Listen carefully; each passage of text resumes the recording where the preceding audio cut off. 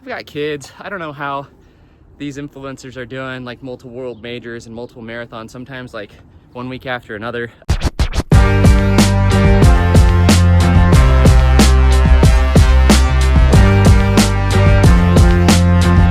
Monday morning, we're back at it. It's currently about 5:54, a little bit before 6.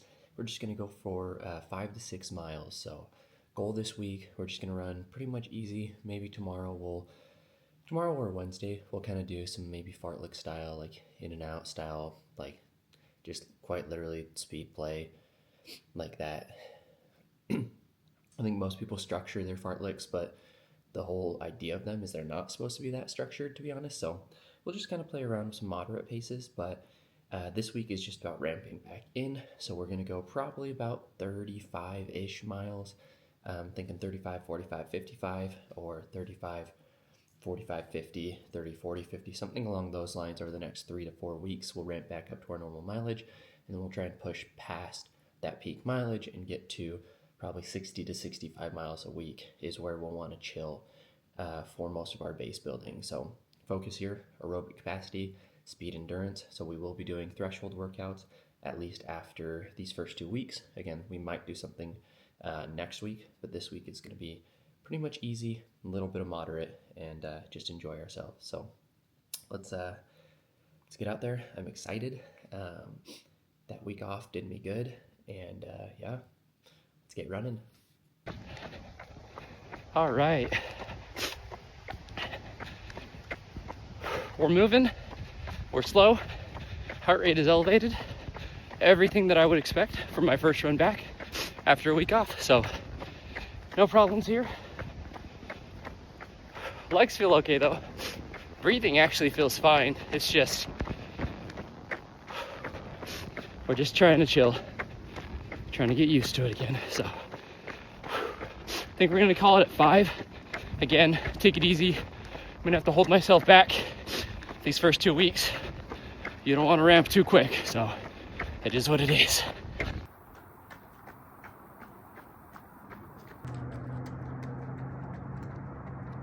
Tuesday morning, it is about 5:45.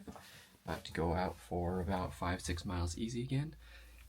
Taking it pretty chill. So I may throw in some like fartlek style, just kind of speed sprinkles, speed play, in and out type stuff. Nothing big for the most part, just running easy and then kind of shifting back and forth between easy to moderate and whatnot. So I'm tired. Waking up early. I woke up early all last week, but I woke up a little bit later just because I was only lifting for like 30 to 40 minutes. But it's gonna be a busy day today. I've got pretty much back-to-back meetings all day, with the exception of my lunch break, and I'm gonna lift during my lunch break. So we'll see how this goes. But tired. It's a little bit cold outside. It's dark. Just another morning. All right, we're about 2.5 miles in. Just taking it easy. I was gonna hit some kind of fartlek style stuff, but I decided as we got out here, I'm just gonna keep it chill. Try and relax the heart rate. My max heart rate is over 200 beats per minute. So typically on an easy run, I try and keep it sub 150, right? At 200, 150 would be 75% of my max. So try and keep it low. Try and keep it in the mid 140s if I can. Testing the Speedland RX Fairplay. These are really interesting. Essentially, they're a super shoe, but with a removable carbon fiber plate. You can see them there. Right out of the box, they were pretty stiff actually, pretty clunky, but that's because that foam is an uncompressed foam. So it's been laser cut. It hasn't been molded or injected into a mold, I should say. So usually with that kind of foam, you got to run in it, start to compress it, and then it kind of livens up, and that was the case. So after about a mile, we started feeling good. But all in all, rough first few days back to running, which is what I expected. We're just treating this week like a ramp. We'll probably get 35-ish miles and we're good. Wednesday, it is 6:15, about to get out. Just gonna do 4 or 5 miles, take it pretty easy. Again, we're only trying to get like 35 this week. I want to run 50. My body's like, go run 50, but when you take a week off, full week off of running, especially if you've been ramping for a while, if you've been trying to push performance for a while, if you try and ramp back to peak volume already, you kind of have nowhere to go from there. And it also can open you up to some injury. So even if you take just a week off, 2 weeks off, whatever it may be, I always recommend you still ramp back over at least 1 to 2 weeks. I'm going 2 to 3 weeks just to be safe. So testing out some new Janji gear. So Janji sent me some of their spring line. So this is the Zephyr wind shell, and then I've got the Repeat merino tee underneath. I have a bunch of Janji stuff already from previous lines, but I didn't have any of their like more technical stuff. So incredibly lightweight with the windbreaker. It's 33 degrees outside, so it's a little bit cold, but not like crazy cold. So I figured lightweight windbreaker and a merino wool shirt would be good.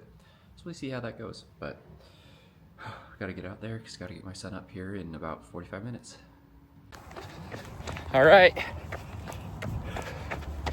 You can see it's super light outside. It's like 6:45. Freaking daylight savings time is coming on Sunday, and it's gonna rob me of the sunlight. This is amazing. This feels so good, and it's not very cold. This windbreaker is like the perfect weight for just a chill, easy run in the low 30s, high 20s. But really nice to see kind of the sunrise almost. Really depressing to realize it'll be gone in a couple of days, and then we'll have to wait a couple more weeks for that to be back. All right, I'm not gonna lie, I don't want to run.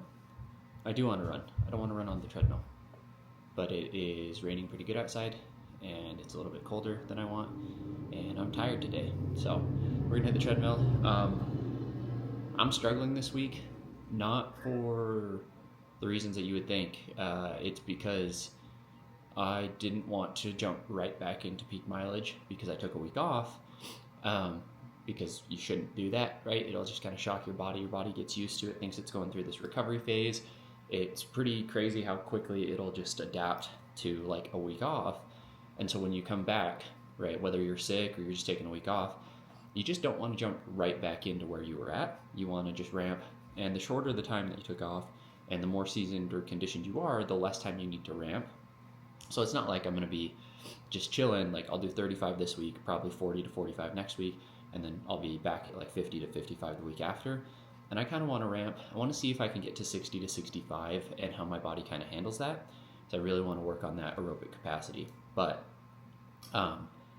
35 miles a week at this point is like really chill for me. I mean, that's if I run 6 days a week, which that's what I'm used to. Oftentimes I run twice a day. It's like, let's just say I run once a day, that's 6 miles. 6 miles is a very like average easy day for me. Really, like what I feel like what feels good mentally and physically for me is like 8. Like 8 a day is kind of where my body really, really likes. And then past 8, I only really go past 8 on big workout days or long run days. That's where I'm going like anywhere from like 9 to 15, right? So I'm struggling because I'm having to hold myself back. And it's good because like the first few runs back, my heart rate is elevated, my body is not as smooth, my muscles are a little bit tight, right? And then every day that I've run, it's gotten easier and easier, it's gotten better and better, the heart rate's coming down, the muscles are loosening up, getting more natural movement. But mentally it's like, I'm like, oh, I'm just gonna go run 5-6 miles on the treadmill. Like that doesn't excite me today, that doesn't excite me right now. So it's kind of hard to do that. Even though I want to run, I actually just want to go outside and kind of just want to like rip a big workout. But hold yourself back sometimes, right? Hold yourself back sometimes. I think I've been really conservative with my training over the years because I valued the consistency and the long-term progress. This last 6 months, I got a little bit more aggressive. I was doing 2 to 3 workouts a week, and everything else was easy, but I was higher volume, and I think it was working, but I do think that my workout focus needs to shift more to speed endurance, lactate threshold, that tempo zone, and less so on that faster repeats, especially because the whole point of this, right, and I know it's not the most logical, but the whole point of this is to go from 5K, 10K, half marathon, full marathon, right? So mile 5K, I should say. So on that 5K, like we're going to hit that 5K, but we want that speed to carry over to the 10K and want that speed to carry over to the half marathon. So, you know, it's kind of like if you can imagine like a lactate curve, right? Or just like a speed curve or whatever you want to look at. You know, maybe I've been raising my VO2 max and I've been raising, but I haven't been raising necessarily my aerobic threshold or my floor, let alone my lactate threshold, right? And really, really good distance runners, yes, they have high VO2 maxes, like we know that. But what's really interesting is their lactate threshold is very close to their VO2 max, which means that the gap between like all out, not all out, but like the gap between maybe like a, you know, like an 800 meter effort, like the speed between like their 800 meter time and then their marathon time, or probably closer to like their half marathon time, is not that different, right? Because they're really, really efficient.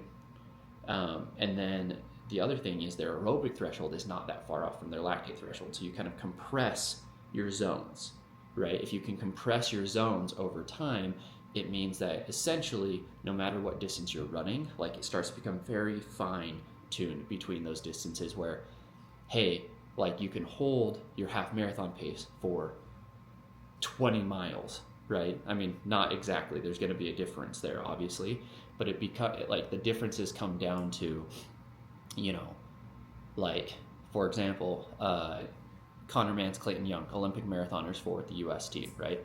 Well, their marathon time is like 4:30 something, right? So their marathon time, the pace that they are running for 2 hours and 10 minutes, that they could probably hold for a little bit longer, right? They're sub 5 minutes on that, right? Their mile time, right? I don't know if they're breaking 4 in their mile right now. Maybe, maybe not. But if they are, it's just under 4, right? It's going to be like 3:50 something. So there's only a 40-second difference, potentially, between their mile time and their marathon time, because they've compressed that, right? Versus like myself, I'm running a 5:30 mile, but then even on the 5K, I'm not yet running like a 6-minute pace yet, right? So right now, my last 5K was around 6:15 pace. So between my mile and my 5K, the difference in speed is more or similar to the difference between a professional miler and marathon, right? So that's kind of wild if you break it down like that. So the whole point is you don't just want to work on one of these, you know, metrics or one of these breakpoints. You want to work on all of them. And you want to compress those zones over time to where you can run fast and still be running easy. So that's where a lot of people, you know, they focus on speed. They don't focus as much on like aerobic and metabolic and that like actual efficiency within their body. That's why everyone became obsessed with zone 2. It's because zone 2 allows you to raise your floor, and then working kind of moderate in that lactate threshold zone allows you to raise that lactate threshold. So if you're constantly raising those two things, right, then you're getting to the point where it's getting closer and closer to your VO2 max, where you can hold a higher percentage of your VO2 max, right, for longer times. So it's not all about the ceiling, it's about where you're raising those other breakpoints along the way. So anyway, I should probably go run now. Let's get it.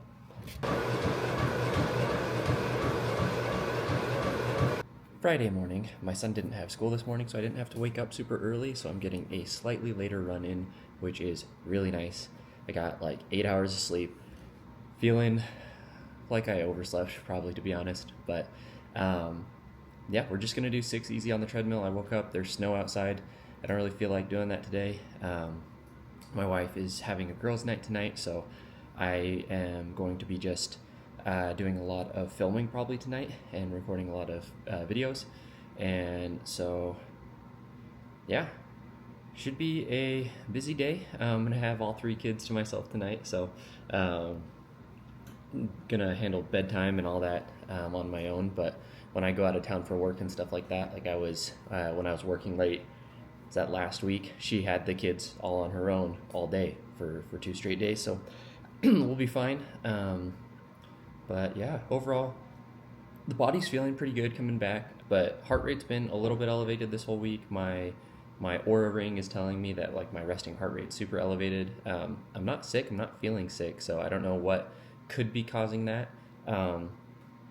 Just full transparency and like disclaimer, maybe trigger warning, whatever, right? Like right now I am in a calorie deficit, not an aggressive one, but I am in a calorie deficit, and I'm wondering if maybe that, like my fueling is affecting where my heart rate's kind of landing. Basically my rationale is over the last, year and a half, basically a year and a half ago, I got laid off from my job. I got really, really focused on, fitness and my diet, because I just leaned into it because I didn't have a job. I didn't have anything. I didn't have money coming in. So instead of focusing on that and really like losing myself mentally, I really leaned into everything. But then when I got a job and picked things back up, I got really, really lax with my diet, and just kind of spiraled a little bit with body composition and whatnot. So I ended up gaining an extra 10-ish pounds right back. And so you guys are aware, I used to be like 225 pounds, 5'10". So I used to be overweight. I was, 24% body fat, like really had let myself go. I was strong because I was lifting, but I just wasn't eating right. And so when I base build, oftentimes for the first 4 to 8 weeks or so, I will actually just do a light cut, just kind of try and get back to my normal weight, and just kind of reset things. So that could be what's going on, could be affecting things a little bit. I'm not an advocate for lighter is faster. That's not what I'm doing. This is purely for my own, I know where I feel best, and I've gotten away from where I feel best. And so, and then once I start actually picking up intensity, right? So in, 6 to 8 weeks, then we're going back to maintenance calories, because when you're really training for performance and intensity, you need to make sure that you are getting those calories in, those minerals in. But I'm also really focused on getting the right vitamins, minerals. I'm eating very healthy right now for the most part, right? I'm getting high protein still to repair those muscles, right? And we're still high carb compared to most people. So don't get it twisted. I'm still eating more than most people. It's just, for me, it's a calorie deficit. Just focused on high nutrients. So, all right, let's go get this running.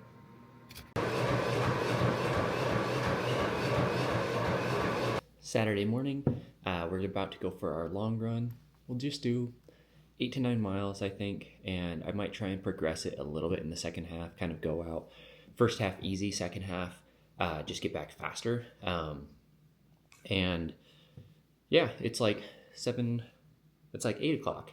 My wife was out late with some friends last night, so I'm going out a little bit later this morning, and then we'll get about our Saturday. But overall, feeling good this week. Looked at how many miles I ran this week, and I looked at how many hours I've run this week.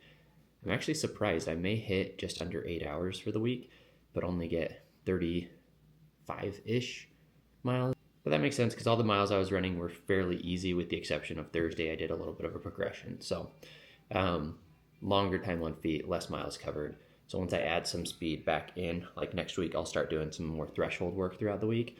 Then we'll see that time on feet probably stay somewhat similar, but that actual mileage will rise up. So I'm itching to run fast, itching to run far. We're going to be fairly conservative with it. I might be overdressed. It is like 27 degrees, but it looks really sunny out. So we've got the light windbreaker though from John G on. So far, I got some of that John G gear from the spring collection, and I loved it, absolutely loved it. We've got the Wallaco full tights, Rad Dad 20, if you want to grab some for yourself. 20%. I love their half tights, those are my favorite. Their full distance tights are pretty nice too though.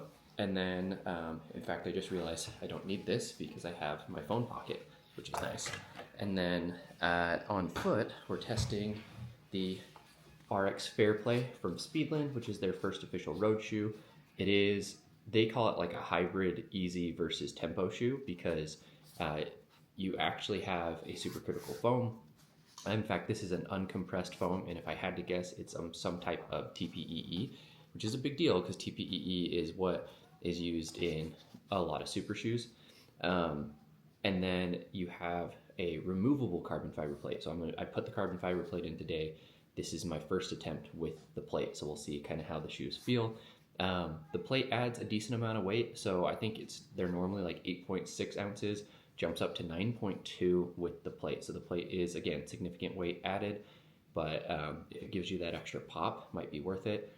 The shoe's pretty smooth though without it, so while I wouldn't race in it. Well, I would race in it if I was going like a road ultra, but I wouldn't race like a fast marathon in the shoe without the plate.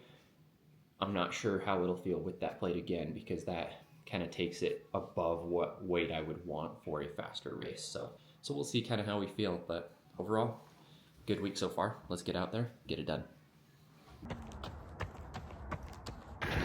All right, first half, 37 minutes.